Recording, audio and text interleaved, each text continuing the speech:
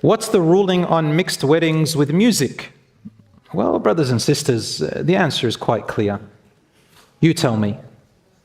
You tell me. You think about it. This is a question where I will put it back on you. Do you think it's right or wrong? Well, let's not talk from a religious aspect yet. Just from a common sense aspect, what do you think? By the standards of your common decency, having a mixed wedding with music, what do you think is going to happen? I mean, what's the problem? What's the issue with having a mixed wedding with music? Remember, I've done over 2,000 marriages, and they've invited me to the wedding place and where the dance floor is. But when I go in to do the marriages, nobody does anything. They nervously wait until I get out.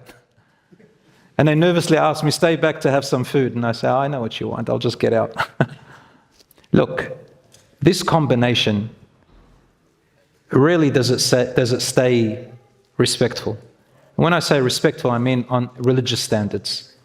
So when you have a mixed wedding and music, music is inviting to dance. Music is inviting to lower your guards and to let down your hair a little bit, right?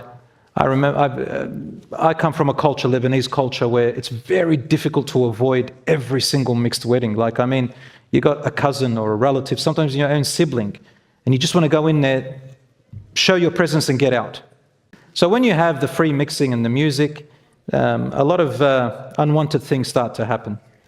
At any rate, may Allah subhanahu wa ta'ala grant us understanding, and if you're stuck in that situation, try to minimize it as much as you can. Minimize it as much as you can.